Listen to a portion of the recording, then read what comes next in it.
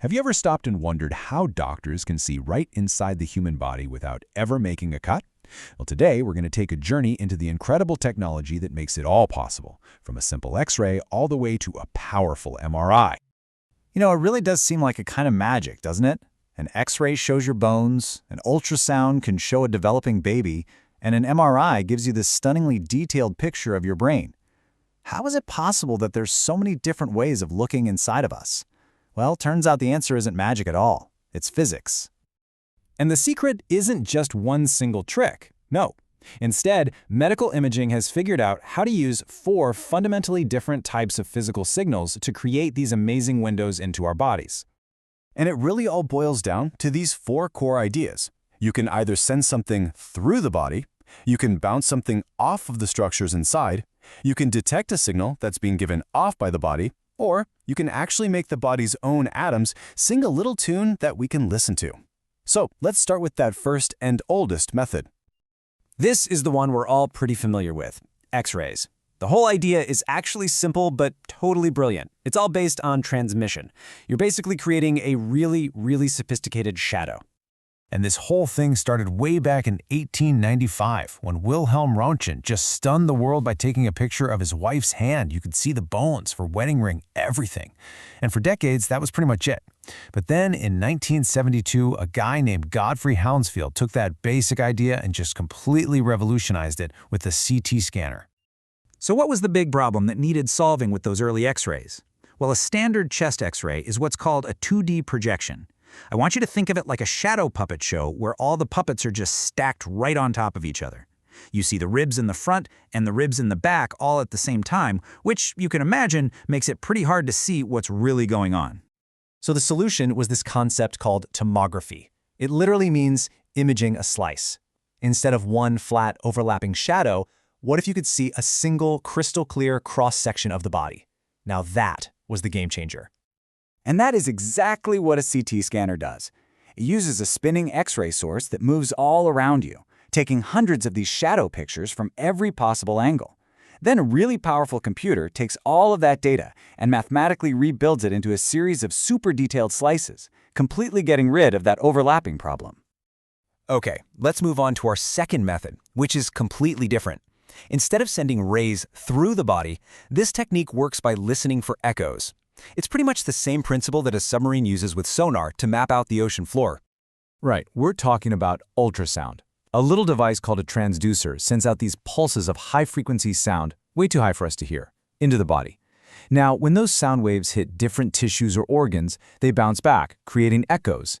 The machine listens for these echoes, it measures how long they took to come back and how strong they are, and then it uses all that info to build a picture. This method has some huge advantages. Because it's happening in real time, doctors can literally watch a heart valve beating or a baby moving around. It's also totally safe. It's just sound, no radiation, and the machines themselves are pretty cheap and portable. That combination right there makes it one of the most widespread imaging tools in the entire world. Okay, for our third method, we've got a really fascinating twist. So far, we've been sending signals into the patient from the outside, right? But what if the signal came from the inside of the patient themselves? Well, welcome to the world of nuclear medicine. In this case, a patient gets a tiny, tiny amount of a radioactive substance called a tracer. This tracer is really smart. It's designed to go to a specific part of the body, like maybe the thyroid or the heart.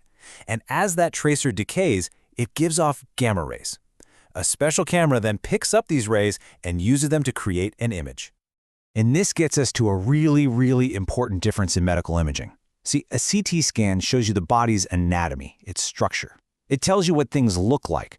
But a nuclear medicine scan, that's what we call functional imaging, because that tracer follows a biological pathway. The image it creates shows you what the body is actually doing, how an organ is functioning or where there's a lot of metabolic activity.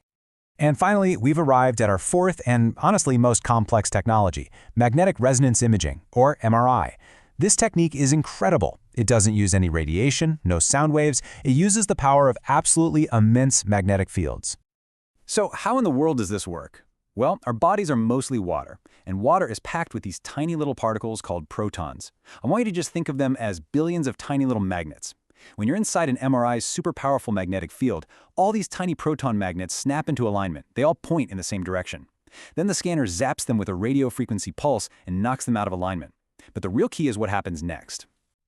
As those protons snap back into alignment with that big magnetic field, they don't just go straight back. No, they precess, or they wobble, just like one of those spinning tops when it's starting to lose steam.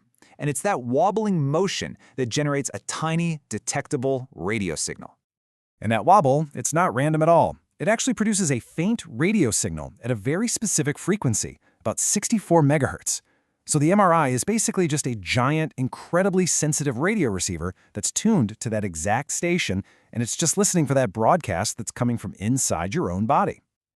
The really incredible thing about MRI is just how flexible it is. By just tweaking how it listens, it can reveal completely different stories. You can get the stunning anatomical detail of a standard MRI. You can map brain activity with fMRI, track how water molecules are moving around with dMRI, or even create these crazy detailed maps of blood vessels with MRA. It's amazing.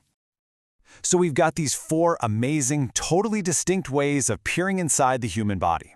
But what happens when you start to combine them? Well, that's when you can create a truly complete picture of a patient's health. This is what we call multimodality imaging. And a perfect example is a PET-CT scanner. It's one machine that does both scans at once.